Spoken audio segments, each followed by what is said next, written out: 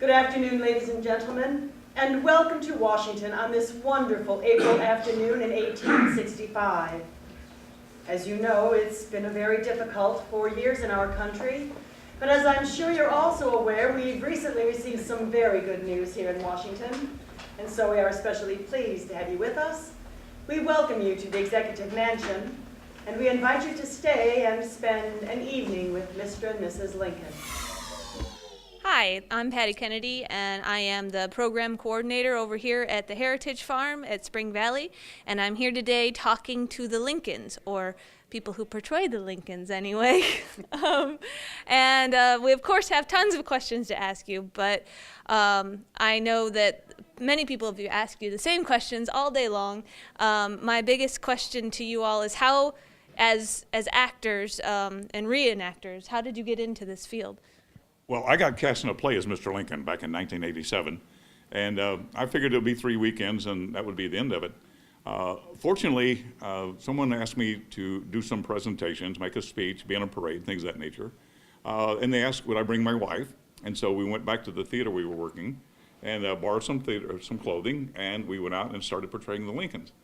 Sadly, of course, for us, when we started portraying them, they started asking questions.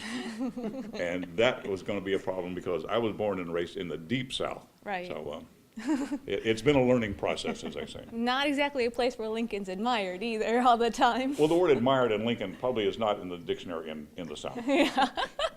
And you? How did you get into it? Just following his suit, right? Well, about the fifth or sixth thing he got invited to, someone said, "Can your wife come along as Mary?" And as he said, we just showed up to look like them.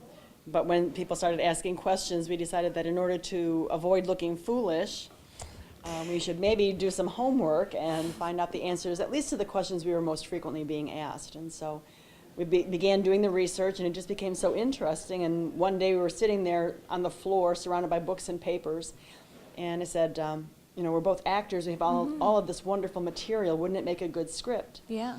So that's when we decided to write the script for the program that we did this evening. And we started out to write a one-man show for him, but he says it was too boring, so we put Mary in the mix there too. So. Well, you do a good job. Oh, thank you. You really do. How do you get the feeling for the characters? I mean, Lincoln and Mary have been long since passed, and all you have are references from books and things. So how do you get who they are? Well, I think for me, certainly, when I started getting dressed, as I put on the trousers, the shirt, it sort of builds the persona.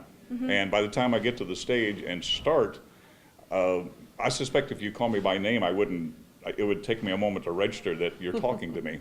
So it's just a matter of getting into character. And you grow with the character, and of course we've been doing it for 20 years, so it's almost second nature, and it takes a while to come out of it at the end of it, but it becomes a second nature thing. Yeah.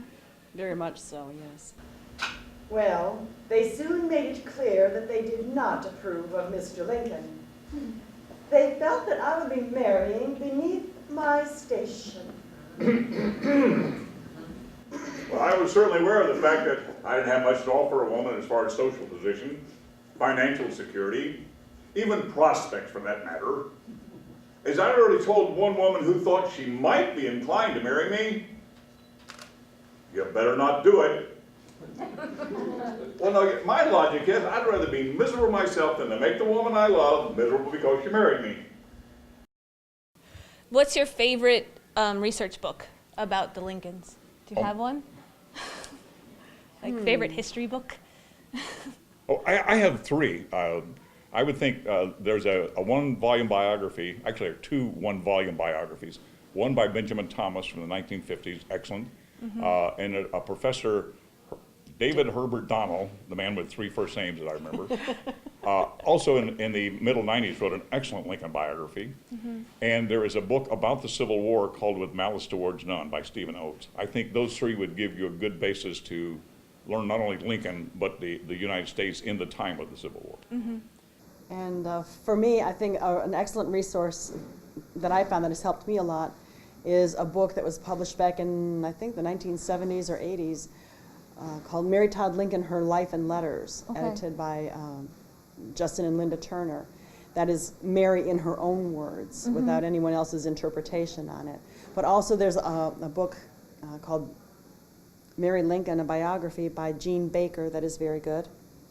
And another book that I found very helpful to me was a book called The Insanity Files by Mark Neely, sort of focusing on the insanity proceedings toward the end of her life, but it's also a very good overall biography of her. And it compares her case, and doesn't look at her case in a vacuum, it compares it to others at the time. So you get a good feeling, as he was saying, for the time, and how other similar cases were handled.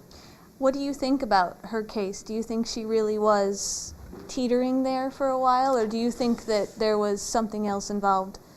I have heard a very good case made for the possibility that she may have been manic depressive or bipolar.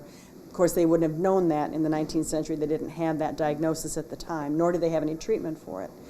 But I feel that if Mary were living today, even behaving the same way, today we would say, well, she's being a little eccentric, or maybe even having a nervous breakdown, which I think would be understandable considering the things that have happened to her in her life. She had a lot on her shoulders, yeah.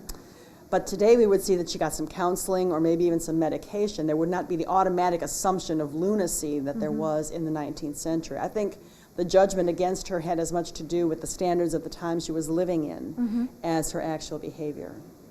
So we may never know for sure. Well, that's the thing with either one of you. We never know for sure. The soldiers in the field do not have enough blankets sometimes. But Mr. Lincoln, you don't understand. You see, we have a responsibility to the nation now. It will give the people confidence in the government if they can see that the president is well dressed, the White House is well furnished. It will reassure them that all is well here. We will do that with our actions, Mary, not with our appearances. Now, the minds and the resources of this country have other priorities at the moment. Mary, I'm going to take care of this bill this time, but in the future you have got to be more careful with money. Do you understand me? But Mr. Lincoln, I really feel like it's so personal. More careful with money. Yes, Mr. Lincoln. I have heard it said that whether you get married or not, you're going to regret it.